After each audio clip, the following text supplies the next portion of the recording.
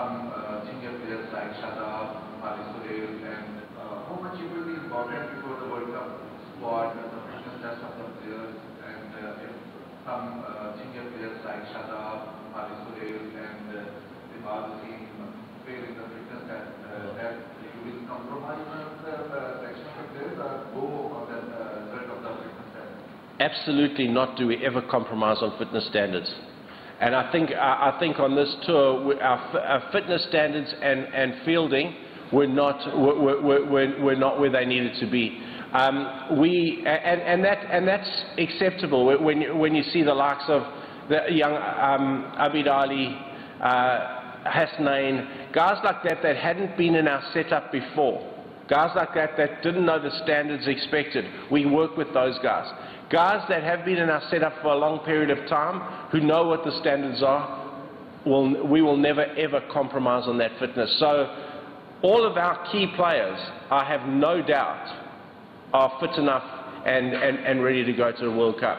It's our bench strength players, it's our players that sit just under our setup that are a worry, and how we pull those guys to the level is going to rest on themselves, and is going to rest on the structure to give them that education, to make sure when they step up into our side, they're ready to go and they're at the level required that we expect of them. How many last playing players? Is it your first to ask for World Cup, candidates for World Cup, and second, where you can raise the finals? Sorry, the first one was that Mohammed Rizwan. Mohammed Amir. Mohammed, look, I rate Mohammed Amir highly, and everybody knows that. I think he's a wonderfully skilled bowler. I think he's got big match temperament. Mohammed Amir rises to the occasions when we need him to rise to the equations. He would be the first to admit, though, that his form hasn't been good. It's not necessarily his form, it's the fact that he hasn't struck. He hasn't taken wickets. Inzi and I will sit down, we'll make that decision in the next couple of days along with the selection panel. Abid Ali was very impressive this tour, very impressive. Abid Ali came into the setup, his attitude, his work ethic, the extra little bit of work he did through the tour was incredible. He's a hungry man who wants to play cricket for Pakistan. So I'm incredibly impressed with Abid Ali, incredibly impressed with everything he brought to the side, and I thought the 100 he got on debut was a very, very good innings. Hi. Before the series, you mentioned that there are at least 4 cases that that are to be finalized from this tour. But over the course of the tour, we have seen some youngsters grabbing the opportunity in terms of Abid Ali, Mohammed Rizwan, Mohammed Hasnain. But more importantly, we have seen some of the mainstays failing, and I'm talking about in terms of Mohammed Amir, Shoaib Malik, Imamullah. So do you think, so is there any doubt in your mind and in the selection committees about more places than the 4 that you have talked about earlier? Look, I think myself and Inzi was over there. Inzi and I spoke a lot. We spoke after every game. We're very clear in the direction we want.